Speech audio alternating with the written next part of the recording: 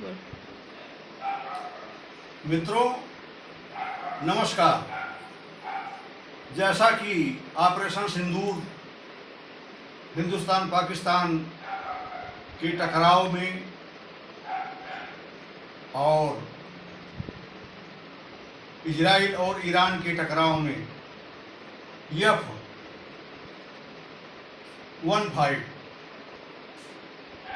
Fighter jet के बारे में आपने ढंग से सुन लिया होगा। आज जो घटना सामने आई है, इसको देखते हुए 100% मैं उस मुकाम पर पहुंच चुका हूं कि विश्व में 200 देश में एक सोवियत रूस ही भारत का मित्र था और मित्र है। अब जहां पर 199 दुश्मन तैयार खड़े हों, आप खुद सोच सकते हैं कि 2014 के बाद मोदी सरकार ना आई होती, डिफेंस इतना मजबूत ना किया गया होता, आर्थिक व्यवस्था इतनी संपन्न ना की गई होती, तो हमारे देश पर क्या बीतती। अब सोचनीय नहीं है। कोई आए, हम किसी से भी आंख से आंख मिला करके बातचीत करने के लिए तैयार हैं।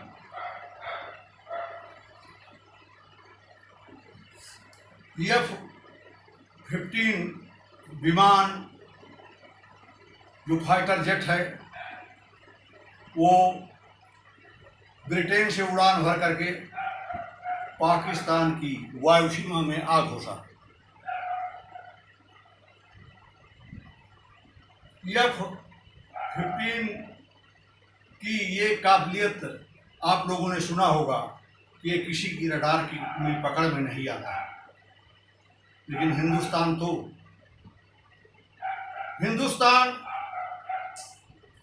वायु मार्ग सीमा लांघने के तुरंत बाद हमारा सैन्य रडार इस विमान को पकड़ लिया और सैन्य विमान पकड़ने के बाद ऐसी जामर कार्रवाई की गई कि एक एक हिस्सा, एक एक कार्य प्रणाली विमान की बंद होती गई। लास्ट में इसको केरल में उतारा गया। चारों तरफ से सैन्य अधिकारी इस विमान को घेर लिए। विमान का पायलट उतर करके और विमान के नीचे जा घुसा और वहीं से बोल रहा है कि कोई नजदीक मत आना, कोई टच मत करना, नहीं तो मैं विमान उड़ा दूंगा। आखिर ब्रिटेन से उड़ा हुआ या विमान अमेरिका में बना हुआ या फाइटर जेट हमारी सीमा के अंतर्गत आकर के क्या करना चाहता था।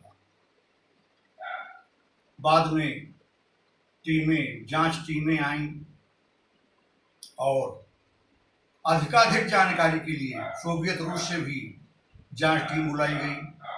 सोवियत रूस की जांच टीम ने एक एक पुर्जा इस फाइटर जेट का अलग करके रख दिया।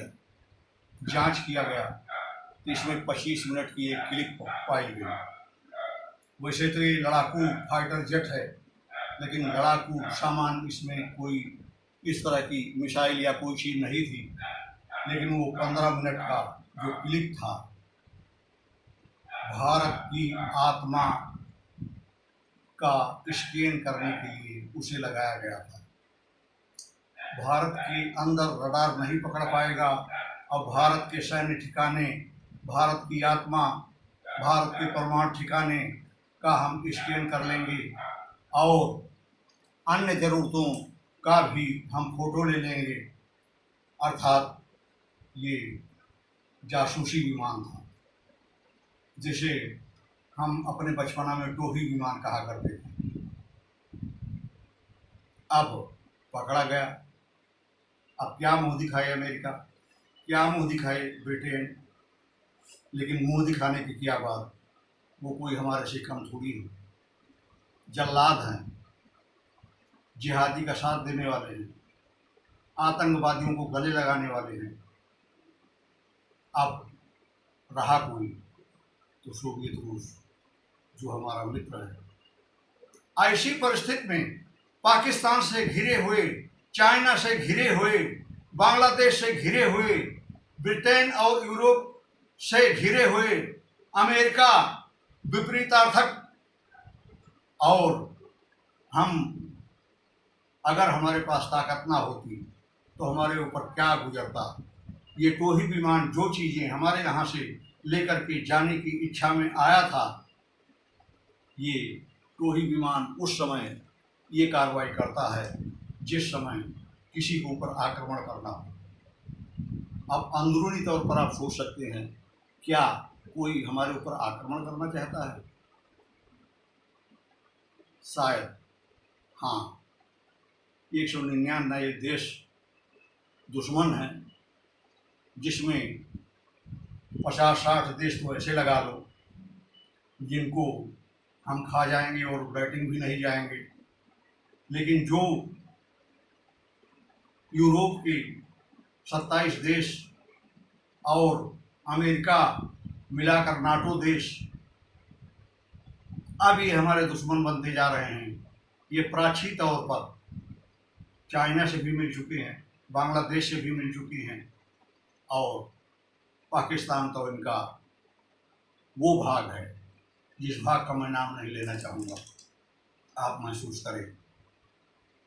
ऐसी परिस्थिति में जहाँ पर 32 दांत जिह्वा के दुश्मन हैं, हमारे भारत वर्ष में किस तरह से एकता होनी चाहिए, विभिन्नता में किस तरह से हमें एक रहना चाहिए, हमें यह देखने में भी परिलक्षित होता है कि बाहर के देश तो हमारे दुश्मन हैं, उनसे तो मैं निपट लूँगा, एनिमी सामने रहती है, उसके ऊपर तो हम गोलाबारी कर लेंगे।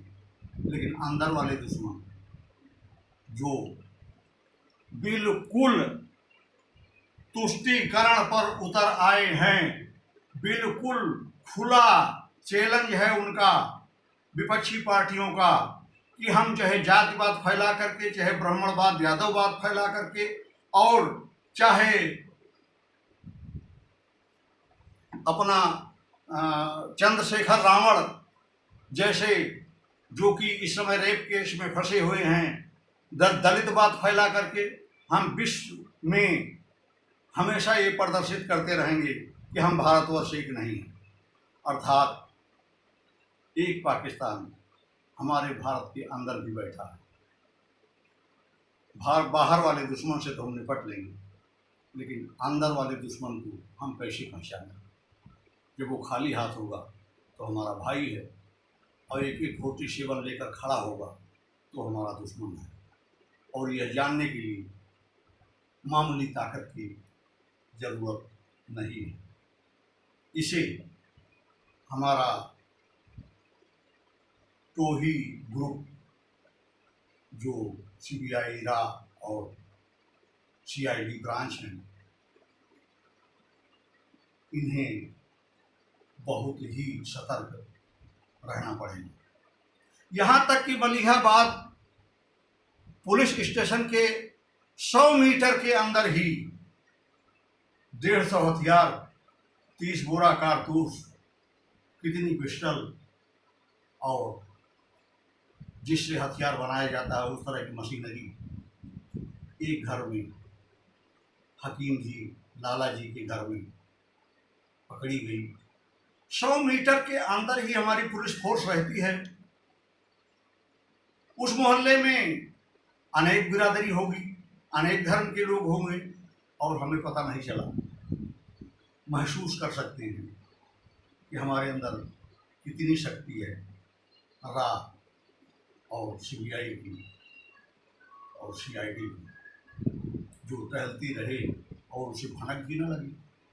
हो सकता है हम प्रशंसनीय नहीं लगाएंगे, ऐसा हो सकता है अछूता रह गया हो, लेकिन इन दुश्मनों को कैसे पहचानें, इन दुश्मनों से कैसे निपटें, ये हमारे लिए बहुत बड़ा महाभारत है। मैं 140 करोड़ देशवासियों से विनम्र प्रार्थना करना चाहूँगा कि इस तरह के ईर्ष्या और जलन द्वेष भावना छोड़े, त्यागें और राष्ट्र प्रथम की तरफ चलें। देश है तभी आप हैं, और देश रहेगा तो आपको करोड़पति नहीं होंगे तो नमक रोटी खा करके भी शांति से सोने का मौका मिलेगा और आपको नींद आएगी। अन्यथा जो प्रक्रियाएं जातिवाद, धर्मवाद और नागरिकों में भी वाद ही वाद, हमेशा कुंठा की राजनीति, हमेशा समाज एक दूसरे से लड़ता रहे, इस तरह की राजनीति, केवल हमें कुर्सी मिले, बस कुर्सी मिले और कब मैं गांव की भैंस खोल करके और ट्रक पर लाद करके लेकर भागूं, इसका इंतजार ना करें प्लीज। इसी के साथ जय हिंद, जय भारत।